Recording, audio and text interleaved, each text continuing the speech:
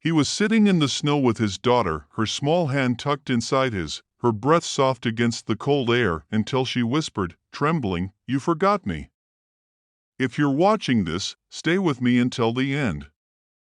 Because what you're about to hear isn't just a story, it's a reminder of how fragile love can be, how memories fade, and how sometimes, even in the coldest moments, the heart remembers what the mind forgets.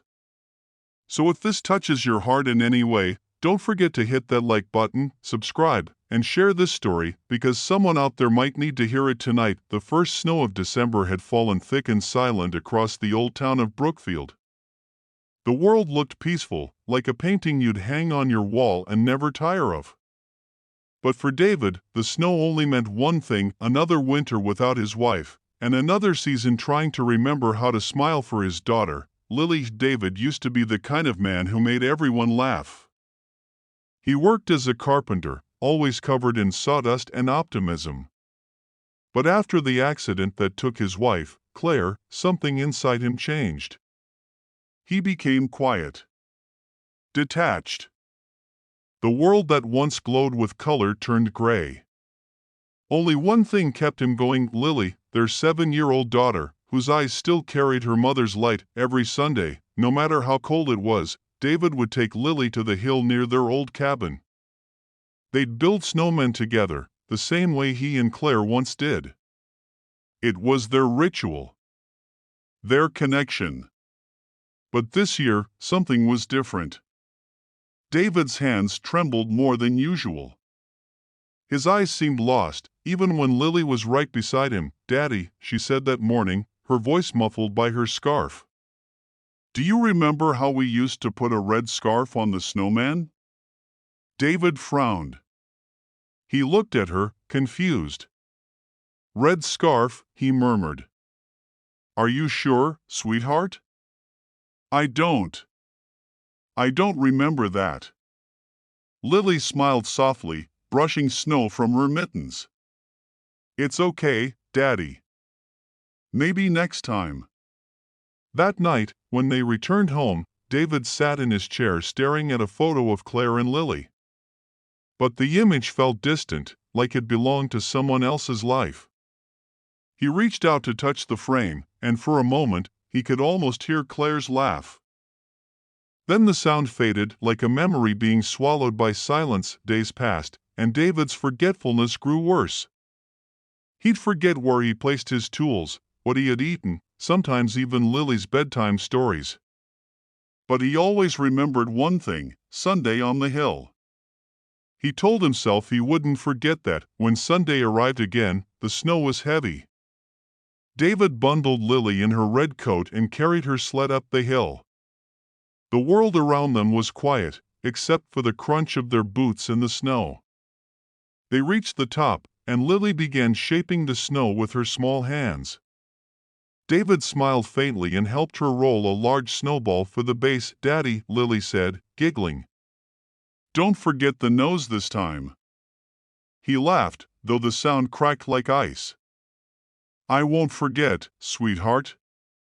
They finished their snowman, and for a moment, everything felt okay.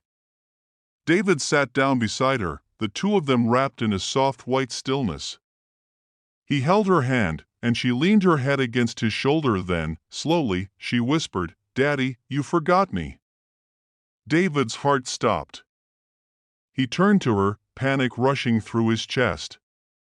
What do you mean, Lily? You're right here." But when he blinked, the space beside him was empty. The snow where she had sat was undisturbed. The small red mitten she had worn lay half buried in the snow, and that's when the truth hit him: Lily had been gone for 3 winters. The same accident that took Claire had taken her, too.